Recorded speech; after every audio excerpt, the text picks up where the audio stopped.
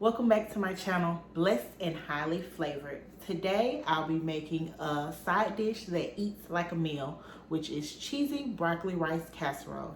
It's one of my favorite side dishes because, like I said, it's considered to be a side dish, but it really does eat like a meal. You put all of these wonderful things in. It's creamy, it's cheesy, it has broccoli, and it's amazing. You can add a little chicken on the side, a little chicken inside, but today we'll just be doing broccoli. Cheesy Broccoli Rice Casserole. That's it. But before I get started, I did want to share with you a product that I got from a friend of mine, Melanie Bimbo at Deliciously Fit. She makes this lemonade that has ginger and turmeric and burdock root, and she sells them by the gallon. As you can see, I have an entire gallon here, and it's usually about $20 a gallon, but it helps fight the common cold, anti-inflammatory. It gives you additional vitamin C, and so especially during this pandemic and the coronavirus and all of those things, this is a good thing to have just to help fight some of the things that are out there in the atmosphere. So I really do appreciate this. Like I said, I got a gallon for $20. I drink about, I don't know, a 6-ounce cup, down it once a day or however often you would like it, because it's really, really good with the ginger. It also has agave in it, so it's a little sweetener in there. So I wanted to tell her thank you before I start making this video, but I'm definitely not going to talk your ear off tonight, I promise. I just wanted to let you know what we're having today. Thank her for the lemonade, and get ready to start this video. But before I do have to ask you to subscribe to my channel, turn on your notifications, click the like button, and share. Don't be stingy. Share my videos. I'm excited about making them. I hope you're excited about watching them, and I also hope that you are excited about sharing them with someone that you know and love, or you don't have to love them. You could just know them, but share my videos on your social media. Visit my Instagram page that I'll put down below. Please feel free to leave any comments on any products or recipes that you would like for me to try. But like I said, without any further ado, because I go on and on, let's start making this video. To start making my cheesy broccoli rice casserole, the first thing I want to do is preheat my oven to 350 degrees. And while my oven's preheating, I want to go ahead and turn my frying pan over a medium heat. Add about a teaspoon of vegetable oil, and I want to go ahead and just saute some diced onion. This is a whole small onion, so it's about a cup of onion. Of course, it's sweet Vidalia. That's my favorite onion. But I just want to saute this onion until it's tender. And then I'm going to add some mushroom to this casserole as well. But first I want to start by just sauteing my onions before I add in my garlic and my mushrooms. Now that my onions have cooked down and they are translucent, I will now add a tablespoon of minced garlic. I'm going to saute that for about another minute or so. Gotta get it all in there first. Saute it for about another minute or so. I'm going to season it with a teaspoon of Greek seasoning. And give it a nice little mix. It smells amazing. Anyway, I'm going to saute it, like I said, for a minute or so. And then I'm going to add some mushrooms. These are just whole baby bellas that I slice myself because, I like to be in control of what size my slices are. But if you want to buy pre-sliced baby bella mushrooms, feel free to. Please feel free. Yes. So I'm going to go ahead and mix those in, kind of saute those for just a moment. I'm going to allow my mushrooms to saute for about a minute. And then I'm going to remove the onions, garlic, and mushroom from my frying pan so I can go ahead and make my sauce for my casserole. Now I'm ready to start making my roux for my sauce. It's gonna be like a cheese sauce that we're making for the casserole. Instead of using a can of cream of mushroom or cream of broccoli, I'm going to make a cheese sauce that I will season myself. So I'm going to start by adding 4 tablespoons of butter. Okay, it's now time to start making the cheese sauce for our casserole. I'm going to start by melting 4 tablespoons of butter into my jumbo cooker. I just removed my onions and mushrooms from the eye and turned it off. So this is what your vegetables should look like, all sauteed and waiting for you to add it to the rest of the goodness. So now my butter is kind of melting down. Like I said, that's 4 tablespoons. It is unsalted butter. Here I have 4 tablespoons of all-purpose flour.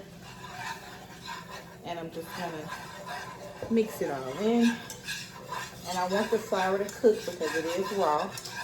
And I want to create a roux, so I'm gonna allow it to cook for about 2 to 3 minutes. Maybe 2 minutes would be safer because you don't want it to get too dark like on the hamburger steak episode when we wanted our gravy to be nice and dark, so we cooked it for a little longer. Tonight we don't want that. We just want a nice light roux. So I'm going to cook my flour here for about a minute or 2, just to ensure that the raw flour has cooked some. And my eye is on medium, so it is over a medium heat. Give it a mix. And now we will gradually stir in or whisk in 2 cups of milk.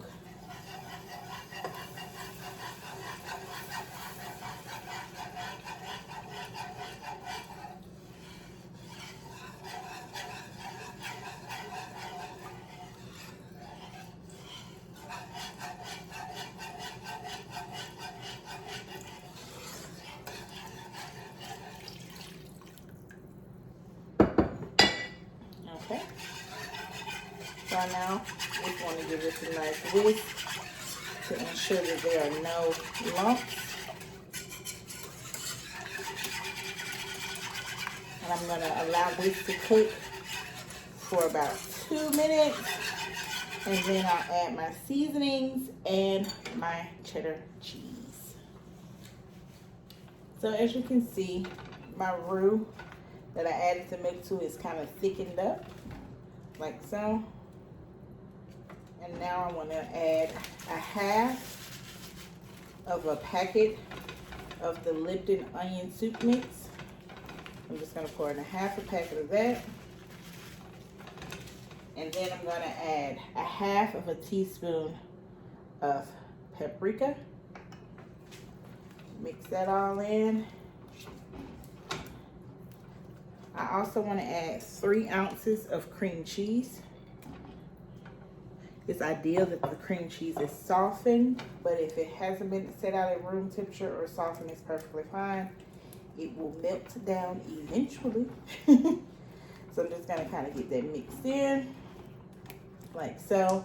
As you can see, the paprika adds a nice little red color to our sauce, and we haven't even added the cheese yet. So I'm just going to continue to mix on this until my not room temperature cream cheese kind of melts down, and then I'll add my cheddar cheese. Now that my cream cheese has kind of melted down and incorporated in with the rest of my sauce, I have turned my eye off, and I'm going to add about a cup of shredded sharp cheddar cheese. So I just bought a block of cheese because I prefer to slice or shred my cheese myself. That way I can eliminate some of the preservatives that are added to pre-shredded cheese. I don't shred all my cheeses myself, so let me not put that assumption out there, but I definitely like to shred my cheddar cheese. So I'm going to just mix that cheddar cheese right into that sauce. Like I said, it's about a cup of sharp cheddar. I really like extra sharp cheddar as well, but tonight we're going to use a little sharp cheddar. We're going to get it all mixed in, and then we just add everything to the bowl. But before we do that, I want to also season my sauce with a little Creole seasoning. So I have a teaspoon of Creole seasoning as well. Mix that in. Now we are ready to assemble our casserole. So I took a moment to taste my casserole and I decided that I want to add just a little Himalayan pink salt to it. So I'm going to add about a 1/4 teaspoon of Himalayan salt right to my casserole. I'm going to go ahead and add the remainder of my 4 ounces or 1/2 cup of stock, broth, vegetable, chicken, beef, whatever you prefer. I'm going to go ahead and fold that in because I don't want it to start off too thick. I want it to have a nice consistency before adding it to the oven, so that's why I went ahead and added a little more liquid to it. Now, as you can see, here you have it. And of course, we're going to need a little black pepper. So here's about a 1/4 teaspoon of black pepper right into the casserole. I just want to make sure it's going to be freaking amazing. So I'm kind of just trying to brainstorm my way through it, tasting it as I go to ensure that it meets my flavor profile that I enjoy. And I think we are good. So now I'm just going to take my baking dish by the Pioneer Woman and I'm going to just add everything in. I did spray my baking dish with some cooking spray just to kind of help with the non-stick ability, because cleaning a casserole dish after having a casserole like this can be a pain. So please remember to spray your casserole dish with some cooking spray, like so. We almost went over the line, but I think it's perfect. So scrape off my spatula. Now I'm going to add some cheddar cheese right on top. So I would say about a cup, maybe a little over a cup, because you know how much I love cheese. And this is a cheesy broccoli rice casserole, so emphasis on the word cheese. So I'm gonna add, I'll say I add a 1.5 cups of sharp cheddar cheese right on top. And here I'm going to add some crackers that I just crunched up in the sleeve. Toll House, Ritz, whatever kind of buttered round cracker you like. I'm just gonna add that right to the top. And this is a whole sleeve, so I would recommend at least using 3/4 of the sleeve, however much cracker you see fit for your casserole. I'm gonna use 3/4 of the sleeve. Don't want it too crunchy. And now I'm going to add a few pats of butter. So I basically just took 3 tablespoons of butter and cut them into individual 1 tablespoon increments, and then cut that into 4s. And I'm going to add it right to the top of my casserole so I can ensure that my crackers are nice and crispy and delicious and buttery of course.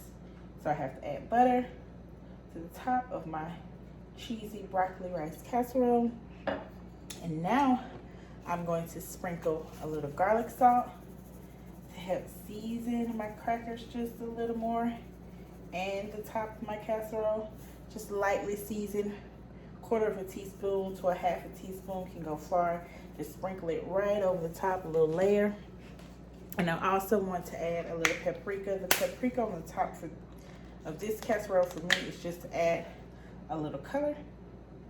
So you're just gonna lightly sprinkle some paprika on top. You can omit this if you like,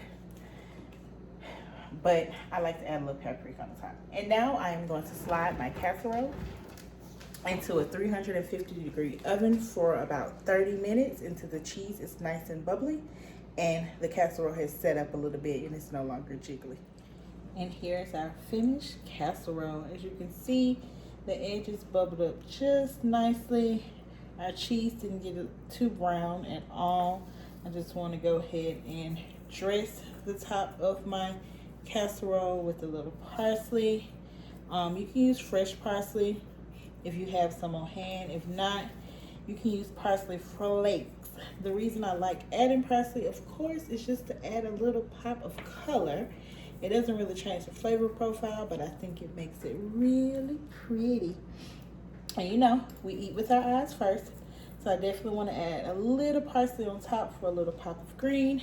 I'm going to allow my casserole to cool for about 10 minutes before I put some on a plate so I can taste it, because I am super excited about this casserole.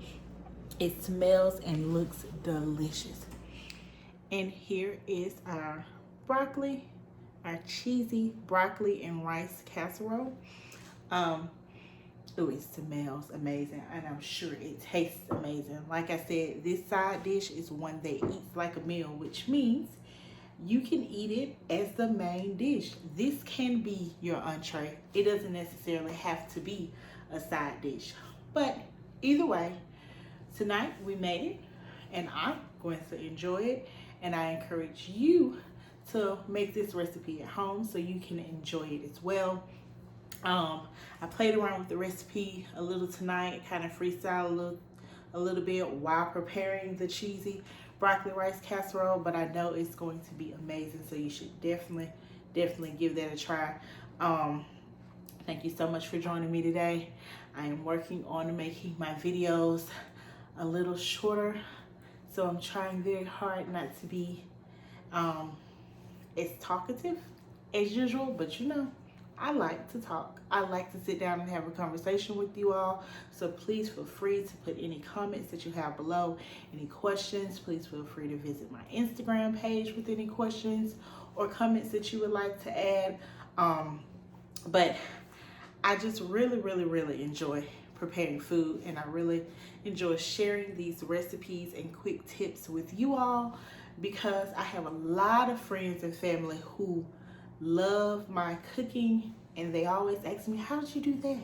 Well, what'd you add to it? And how'd you make it taste so good? So I figured during these times when I have all this free time on my hands, thanks to Corona, that I would get in the kitchen and produce these videos for you all so you can see how I prepare things, what quick tips I use, you know, how I move around the kitchen to prepare some of these amazing dishes that you guys love so much. So once again, thank you for joining me. Don't forget to subscribe to my channel, turn on your notifications, click the like button, and you know, I said at the beginning and I'll say it at the end, don't be stingy, share.